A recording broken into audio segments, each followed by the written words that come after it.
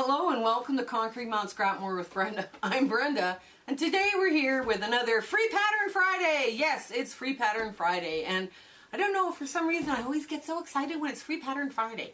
So what I've decided to do today is pull out my 6.5 by 2.5 inch bricks, rectangles, and my 1.5 inch strips. We're going to make a really fun little block. It's a great scrap buster. But first, I want to talk to you about Julieanne from the Cary Quilt Company. Her and I are trying to plan a sew date. You know how busy people have busy lives, and we're trying to get this organized and all this stuff. But she has a YouTube channel, which is going to be in the show notes below. And I want you guys to check her out. And when you go check her out and you subscribe, because she has amazingly beautiful fabric, tell her Brenda sent you. Okay, and we'll see what we can do on our sew when we can get together on our sew date. We haven't quite decided when we can, but you know, it's the way it is, right? But her channel can be lots of fun, lots of beautiful creative ideas, and we met over a bar of soap. It's a long funny story that we'll tell you on the sew date. The other thing is we have a Facebook group, and our Facebook group, we try to drop patterns in there a little earlier, so there is an advantage of joining a Facebook group.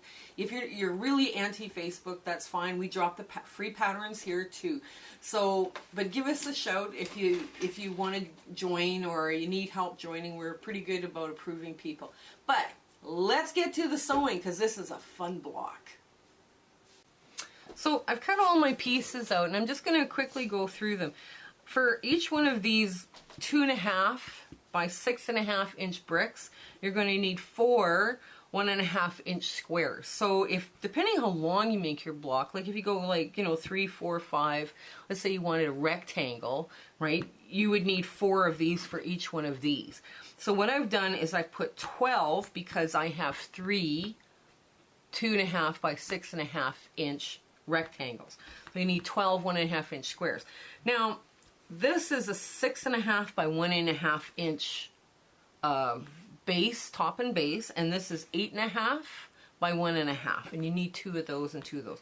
All of those notes are going to be in the show notes, so you won't lose track of what we're doing here. Now, what we're going to do is we're just going to do a flip and stitch. So I'm going to take one of these at a time, and just I'll take all of this. I'll do all of it. It's not going to take long. These blocks come together very quick, and they're just cute little, they do quick little side things. Now where's my sewing foot is lost. Oh, there it is. There it is. Okay. And you just go from point to point as a stitch and flip block. Now you're going to do all 4 of them, and we're just going to do quickly run through. This has been a weird month so far. My spouse was hospitalized, and he's on the mend. I'm very happy to report that he is on the mend. But yeah, it's been a long haul, and gallbladder is not fun. Gallbladder is so not fun at all. It is not a fun thing to go wrong. It's our system here in Alberta is very broken. Now I'm just going to finger press those over on the sides and get that little ball of fluff off there.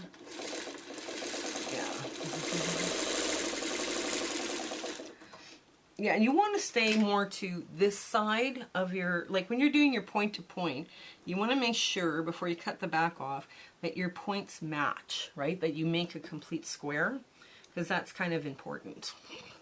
Because if you don't make a complete square, you know, you need to resew it, right? So you just, you know, finger press it back just to see where it is. And yeah.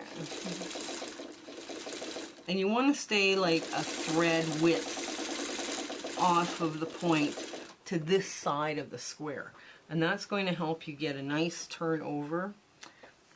And here, I just drop thread everywhere in the sewing room. Yeah. Now you just take these and you just trim first off we're going to check to make sure it's all square. Yes, it is. That's square. That's nice and square. Now these little triangles I'm going to cut off are too small for me to deal with. It's too tiny. By the time you sew them together with a 1/4 inch or even a 1/8 inch seam allowance, they're not worth saving. But they'll make nice stuffing for a dog bed or a cat bed, and our cat too is on the mend. That was kind of a comedy of errors. He did not like having the females of the house give him pills. And it didn't matter what we did.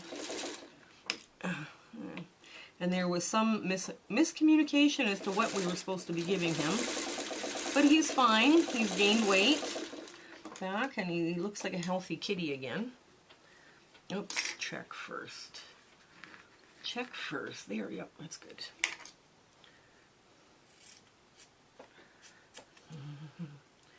Yeah, there's always something, right? Always something that goes on in a house. But yeah, it's okay, wait, is that the right side or the wrong side? So the background, this background color I picked, when I picked like I've got 3 reds in here. So I try and pick a neutral or a background that has got some red in it. Right, because I feel it gives the work some, it makes the block look more cohesive. It looks, you know, it's still scrappy because you've got 3 different reds in here, but it's more cohesive than just putting together a real scrappy little quilt. And we'll get that. Yep, that looks good. And we'll get the last one sewn on here for this.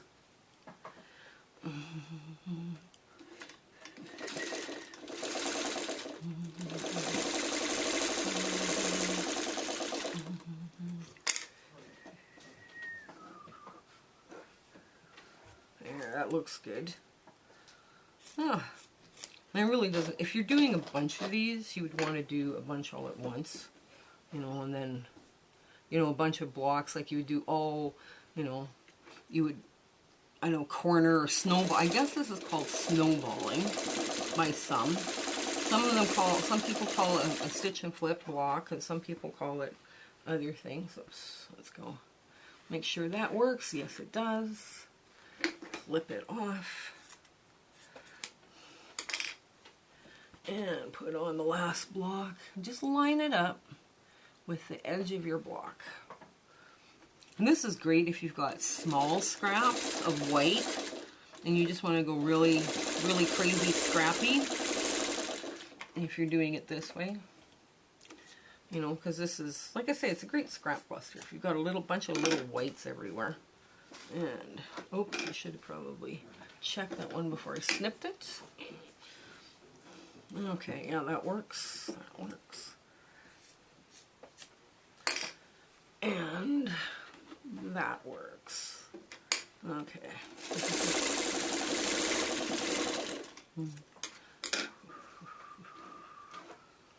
Does that work? Yes, it does. Huh.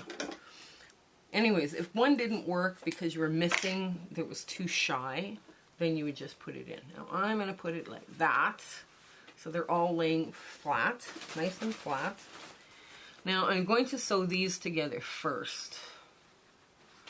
So you want to line them up just like this. Now you can push the middle one so it goes in, and then you have a nesting seam here where these guys are right close.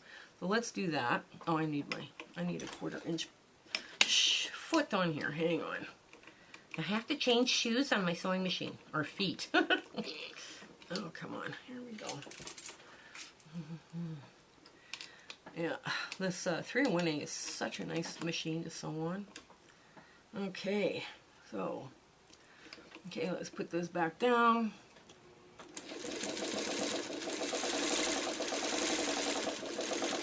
And I'm going to show you, I push this one the other way, the bottom one the other way. So you'll see it here in a sec. Hang on. Just get it all lined up so I have nice lines.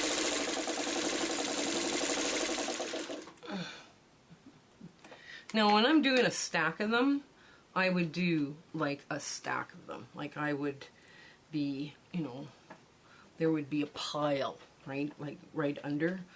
So all of that work would flow under here very quickly.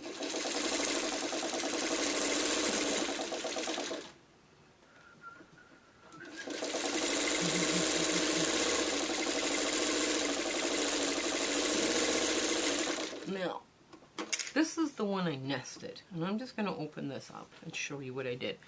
So I pushed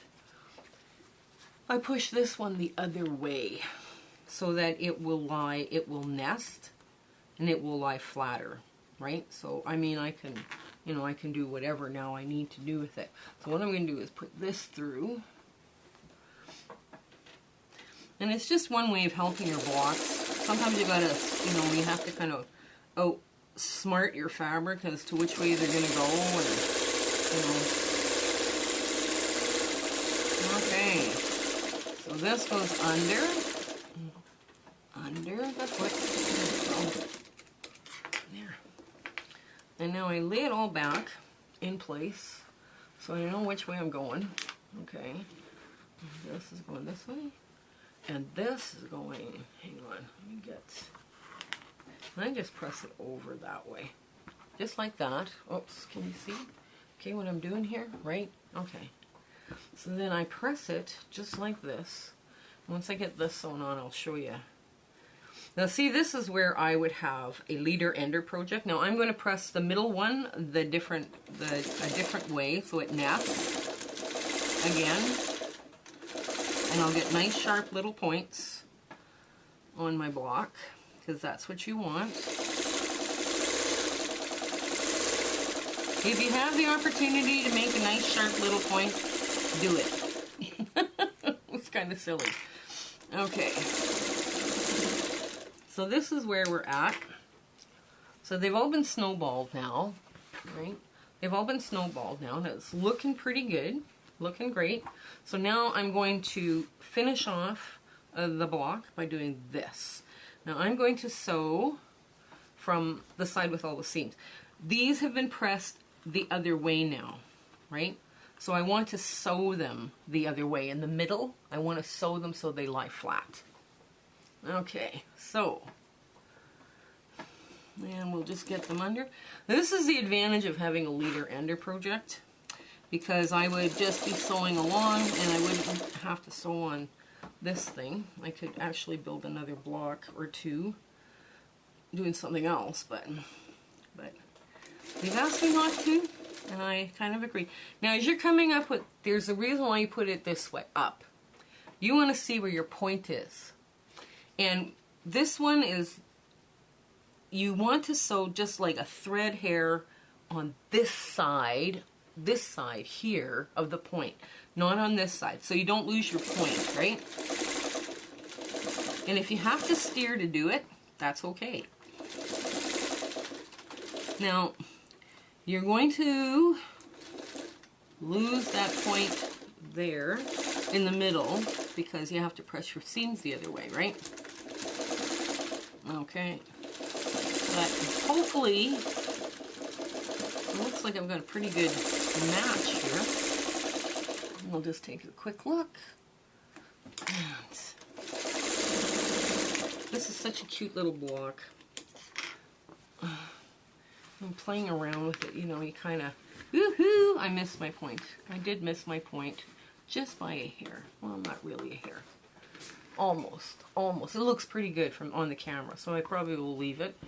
Now I'll do the other side, and I'm just going to move this out of the way so it's not making things drag. Okay, and then we'll get to our Tada moment. But yeah, make sure if your point is not there, steer your machine so that you can, like, you kind of steer your fabric a bit so you just on that point. Oops, hang on. And we want to make sure that goes this way. And that point, Okay. I'm going to miss that one, or am I? There we go. And the last point is...